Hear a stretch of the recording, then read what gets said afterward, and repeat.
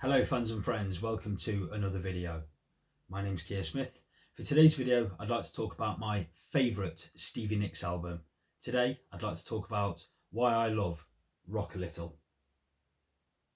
I bought Rock a Little back in 2004. I was 23 years old at the time and I liked it, I enjoyed it, I thought it was a good album. But it's really grown on me through the years, and certainly this last 10 years of my life I've had a big love affair with this album. Stevie Nicks had huge success with her first two solo albums, Belladonna and The Wild Heart, so there was a big anticipation for Rock a Little. But it took a long time to see the light of day. Stevie said that she couldn't quite put her finger on it, but was sure that it didn't sound right. It took over a year to complete and cost a reputed $1 million to make, which was big money at the time. Rock a Little was released on the 18th of November 1985. Isn't that a great pose from Stevie? During the recording of Rock a Little, Stevie parted ways with producer and love interest Jimmy Iovine, so she, along with Keith Olsen and Rick Knowles, produced the album. And Stevie's cocaine addiction was at its peak, and she would famously check into the Betty Ford clinic at the end of the Rock a Little tour in 1986. There's 11 tracks on Rock a Little, and the album opens with the big hit single, I Can't Wait. And this is a big 80s production. I love that swirling synthesizer that creates that mysterious opening.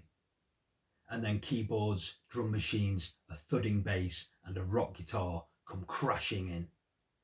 It's such a fast and excitable track with a great chorus and great lyrics. Although this song is given a glossy 80s production, I really think that the lyrics detail her addiction to cocaine. When she sings, Yes I Know You, to be continued, it's too much baby. And then later on in the song she sings, well she dances around in a circle, well she's got that feeling now. Blame it on something at first sight, put the blame on me if you want to be continued. It conjures up these feelings of being trapped, knowing that it's madness but it will continue. I love the way that the song breaks down in the middle and you hear those echoing voices that are a little bit creepy, and that precedes the searing guitar solo, which is superb. It's a brilliant, frantic pop rock song, and for me, the best song on the album. The moody title track is next, and this opens with some subtle, slow, bluesy guitar licks around Stevie's soft and husky vocal. And I love that slow, thick, throbbing bass line and the slight synth melody. This is a quiet gem. I really like the soft backing vocals too, and this song has a mysterious quality to it that has kept me interested all these years later. I think it's a great track. Next is the brilliant Sister Honey, and this is a little bit like I Can't Wait in terms of sound, production and feel. Drum machines, synthesizers, synth bass and screeching guitars. The guitars especially pack a serious punch and add real intensity to the song. And I really love those bright female backing vocals that come in periodically. It's big, it's loud, it's catchy, and I can't help but move to Sister Honey, which is not always a good thing. And again, the lyrics are fascinating and further detail Stevie's cocaine addiction. I mean, the song is called Sister Honey, as if that wasn't enough of a clue. But when she sings, strange fascination, some kind of temptation to know sister. And can we still be friends? The answer's always yes. Even best intentions turn around one day. Again, this is fast pop rock, absolutely brilliant. And I particularly like the ending. And again, the lyrics when Stevie sings, and she'll go fast like a jet plane and then fast like a starstream. She'll hit you with a fury, whispering the words, one more time, baby, one more time. And he says, don't let that golden hair get in your way now. Stevie clearly had a lot to say about what she was going through, and on first listen you could easily mistake this song as a simple slice of 80s pop rock. But without doubt, there are hidden depths to these lyrics, and I think it's really cleverly done. And after working up a sweat with Sister Honey, things cool down a little with the following track, I Sing for the Things. It's a heartfelt ballad with a pretty synthesizer melody and a guitar sound which isn't too dissimilar to that used on Fleetwood Mac's Dreams. Stevie sings, "You say I have everything, but I'm living on dreams and chains, but I sing for the things that money can't buy." And while I much prefer the previous three songs, this is still another good one. Imperial Hotel is next, and this was written with Mike Campbell, who plays some great ringing guitar chords around Benmont Tench's swirling organ parts. Mike Campbell and Benmont Tench, both of Tom Petty and the Heartbreakers fame. This song has great harmonies throughout, real drums too. It's a great band sound. And more semi-cryptic lyrics from Stevie. He says to her, "Why do you do it?" She says to him, "Why do you stay?" Then they say unspoken words to explain it. He says, "Baby, I hate to see you this way. I hate to see you. I hate to see you cry." "Don't cry, baby. I can save you." She's at the Imperial Hotel. And this is up-tempo, melodic, super catchy, a great song. And that's followed by Some Become Strangers, which is a lush, melodic gem with a gliding guitar sound. And again, the female backing vocals really shine through on this.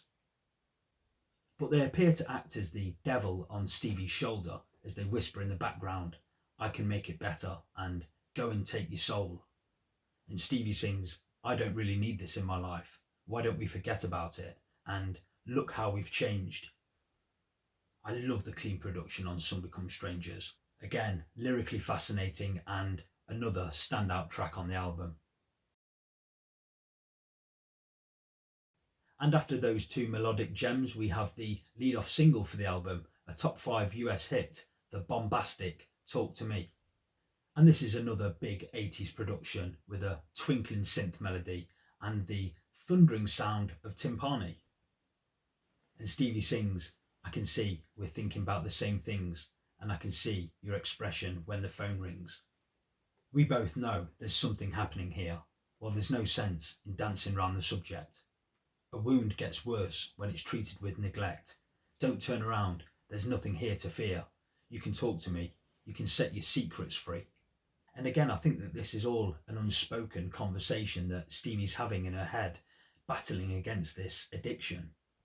And in the case of this song, the saxophone solo then comes in, and it's as if it's papering over the cracks that the lyrics are revealing. And Stevie's vocal here is distinctively nasally, but it works.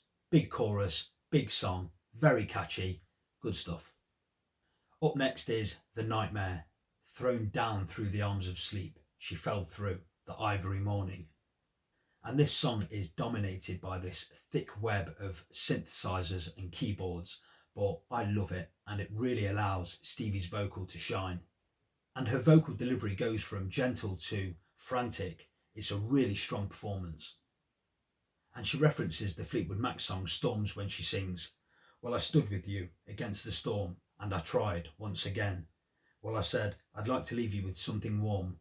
How many times? Drowning in the sea, drowning. That was when the dream took her prisoner, and she knew the dream was over. But, well, the nightmare was not over. Still, some call that a dream." And as the song builds towards the end and Stevie's vocal gets more panicked, there's some sizzling guitar soloing going on. It's absolutely brilliant. The subject matter is dark, but The Nightmare is another standout track on this album. And at this point, I'd like to say how fantastic I think these lyrics are, coupled with the music and the way that she delivers them. It's fantastic. Up next is If I Were You, and this should have been a single. It opens with a catchy, pretty 5-note keyboard hook and a driving drum machine led rock beat with slashing guitar parts. There's a great tempo to this song. I love the chorus, the harmonies are great, super catchy. And I really like the line, "Every boy must learn to be a man. Well, maybe I can help you. Yes, I can." No Spoken Word is next, and this is another strong rock beat with urgent stabs of guitar. And this is up there with Stevie's best vocals on the album, strong and dominant. I love the call and dancer chorus and all of the tasteful guitar licks. The harmonies are great as usual. But there's definitely a dark undercurrent to these lyrics too. "Come around tonight, indecent baby. Well, you fill the room with the rain, the wind, and the water. And some people walk down that darkened street with the faith of a child. No spoken word, no small command. What was it she wanted? They said she had everything. No Spoken Word is another really powerful song and a really good one. And the album closes with Has Anyone Ever Written Anything for You, which was written for Joe Walsh of the Eagles, who Stevie dated for some time. It was the third and final single released from Rock a Little and a staple from Stevie's live shows. And there's no big production here, it's a lovely piano melody with some really nice orchestration and a soft and touching vocal delivery. And Stevie sings, Has anyone ever written anything for you? In your darkest sorrow, did you ever hear me sing? Listen to me now. And this song in particular resonates with a lot of Stevie fans, and it's a consolation, I guess, for anyone who's suffered. This song couldn't be anywhere else on the album. It had to close the album, and it does so in style. Rock a Little is clearly the work of a troubled soul, and that pours out into these songs that have been really well crafted. The variation in sound and style may make the album sound disjointed to some, but considering the madness that was surrounding Stevie at the time, it works. I think the melodies are fantastic, and Stevie's performance across the whole album is brilliant. The way her vocals range from soft and gentle to crazed and panicked, it's really impressive. And it's a very honest album. I mean, pull out the lyric sheet and read the lyrics, it's all there. Sister Honey, Imperial Hotel, Some Become Strangers, The Nightmare. As much as I love these songs, they do make you wince a bit. Stevie was going through hell at this time. But I like every song on this album. They're either good, very good, or great. It's a fantastic album, and that's why I love Rock a Little.